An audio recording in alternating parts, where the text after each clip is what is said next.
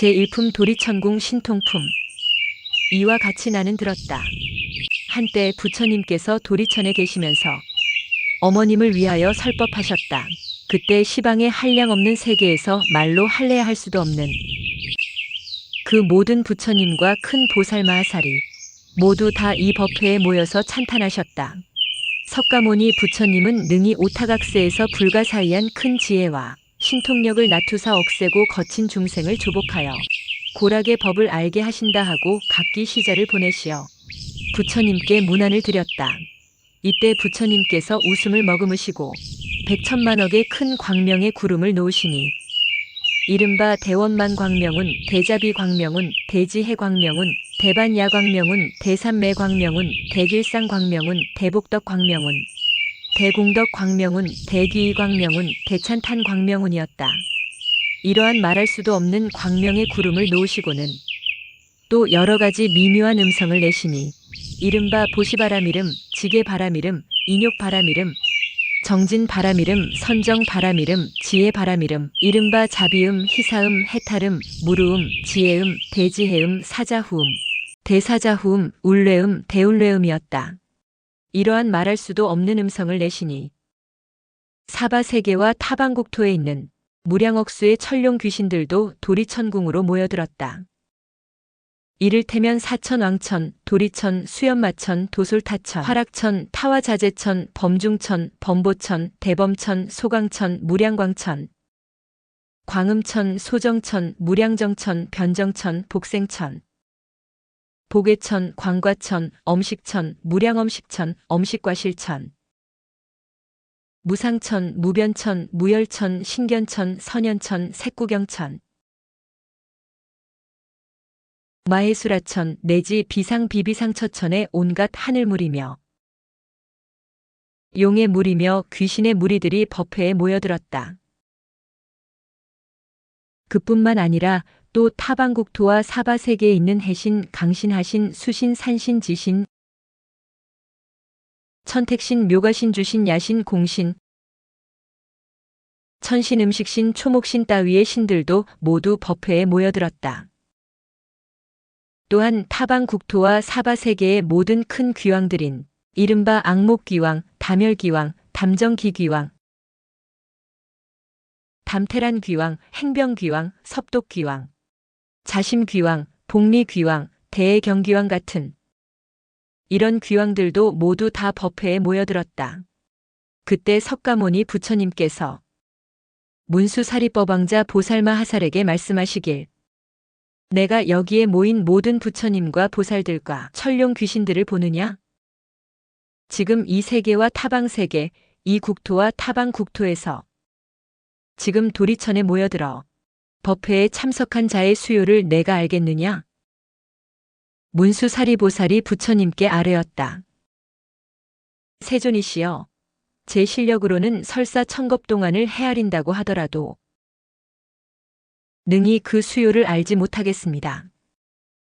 부처님께서 문수사리보살에게 이르시길 내가 불안으로 볼지라도 오히려 그 수요를 알지 못하겠나니 이들은 모두 다 지장보살이 오랜 겁을 지내오면서 이미 제도하였거나 지금 제도하거나 미래에 제도할 자들이며 이미 성취하였거나 지금도 성취시키거나 미래에 성취시킬 자들이니라. 문수사리보살이 부처님께 아뢰었다. 세존이시여, 저는 과거 오랫동안 선근을 닦아서 무해지를 얻었사오매 부처님의 말씀을 듣고 마땅히 믿고 받아 지닐 수 있사오나 소가인 성문이나 하늘용 등 팔부신중과 미래세에 모든 중생들은 비록 부처님의 성실한 말씀을 들을지라도 반드시 의욕을 품을 것이오며 설사 받아들였다가도 다시 비방하는 일을 면하지 못할 것이옵니다. 세존이시여, 지장보살마하살의 말씀을 좀 더 자세히 하여 주옵소서. 지장보살은 과거에 어떠한 행을 행하였고 어떠한 원을 세웠기에 능히 이처럼 불가사의한 일을 성취하셨사온지 널리 말씀하여 주옵소서. 부처님께서 문수사리보살에게 이르시길 비유하건대 저 삼천대천 세계에 가득한 초목총림과 벼 삼 갈대와 산석 미진의 그 갖가지 물건을 하나하나 세어서 그 수만큼의 항아가 있다고 하고 그 많은 항아에 모든 모래수만큼의 세계가 있으며 그 숱한 세계 안에 한먼지를 한 겁으로 치고 그 모든 것 동안에 쌓인 먼지의 수를 다시 겁으로 치더라도 지장보살이 십지의 과위를 증득한 이래 교화한 자의 수는 위에서 든 비유보다도 1000배나 많으리라. 그러니 하물며 성문이나 벽지불의 지위에 있었던 동안이랴. 문수살이여, 이 보살의 위실력과 서원은 가히 생각할 수도 없느니라. 만약 미래의 선남자 선녀이니 보살의 명호를 듣고 찬탄하거나 우러러보고 예배하거나 혹은 명호를 부르거나 공양을 올리거나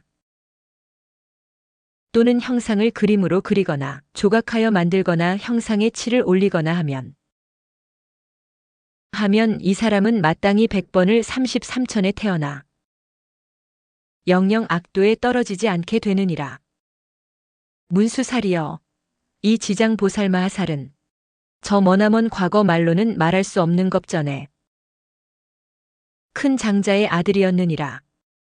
그때 세상에 부처님이 계셔서 호를 사자분신 구종만행열애라 하셨으니 그때 장자의 아들이 부처님의 상호가 천복으로 장엄하심을 보고 부처님께 아뢰기를 세존이시여, 세존께서는 어떤 행원을 지었사옵기에 이러한 상호를 얻으셨나이까? 이에 사자분신 구종만행열애께서 장자의 아들에게 이르시되 이 몸을 얻고자 하거든 마땅히 오랫동안 고통을 받는 중생들을 제도에서 해탈시켜야 한다고 하셨느니라. 문수살이여, 그때의 장자의 아들이 큰 서원을 하기를 나는 미래세가 다하도록 헤아릴 수 없는 것 동안 이 죄고를 받는 육도 중생을 위하여 널리 방편을 베풀어서 모두 해탈시킨 연후에야 제 자신이 비로소 불도를 이루리라라고 하였느니라. 그로부터 지금까지 100천만억 나유타에 이루 말할 수 없는 것 동안을 아직도 보살로 있느니라. 또 과거 불가사의 아승직업 전에 그때 세상에 부처님이 계시어 호를 각화정자제왕 열애라 하였으니 그 부처님의 수명은 400천만억 아승직업이셨느니라.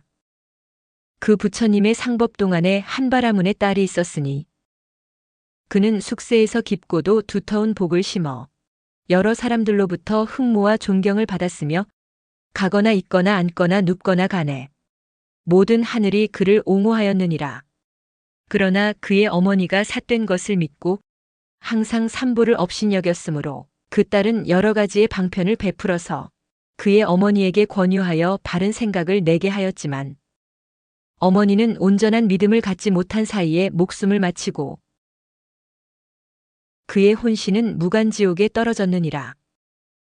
그때 바라문의 딸은 그의 어머니가 세상에 살아계실 때의 인과를 믿지 않았음을 알기 때문에 당연히 그 업을 따라서 반드시 악도에 떨어졌을 것으로 알고 집을 팔아서 널리 좋은 향과 꽃 등 그 밖에 모든 공양을 올릴 물건을 구하여 가지고 그 전 부처님의 탑과 절에 공양을 크게 올렸느니라.